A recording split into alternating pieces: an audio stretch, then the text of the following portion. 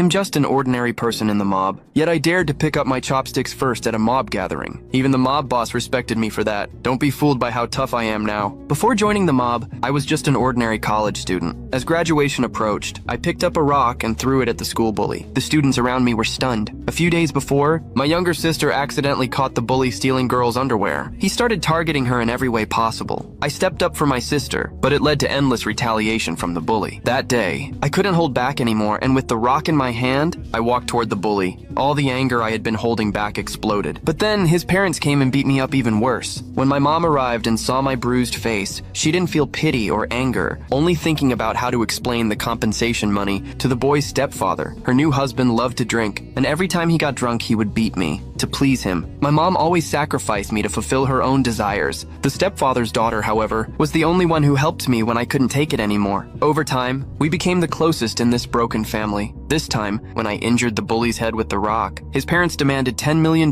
in compensation. My mother was completely hopeless. To pay off the debt, I started working at a corrupt restaurant owned by a shady boss. If a customer only ordered one meal, the boss would secretly add a pinch of ash as seasoning. I, being soft-hearted, would always quietly warn the customers. But kindness didn't bring me good fortune. One evening after work, I was knocked to the ground from behind by the bully and his friends. They threatened that if I didn't pay the money back within a day, they would torture me for another day. But the money I saved wasn't even enough for a burger. To escape from these demons, the next day I asked my boss to advance my salary to pay off the debt. Not only did he refuse, but he also mocked me. While we were arguing, the local mob boss, John, who was dining at the restaurant, overheard. John is the leader of the local gang. Incredibly, that night, he had his men deliver $10 million to me. He specifically told me the money didn't need to be repaid, just that I should go back and focus on my studies. The next day, my mother and I went to school to pay off the compensation, but she wasn't happy at all. Instead, she suspected I had done something bad outside. I was instantly heartbroken, and there was more to come. That night, my stepfather showed up with a new baseball bat. It turned out the school bully had called and humiliated him. I got up and ran for the door, but my stepfather knocked me down with a hit on my back. My face slammed into a flower pot on the balcony. The next day, the boss fired me because of the scars on my face.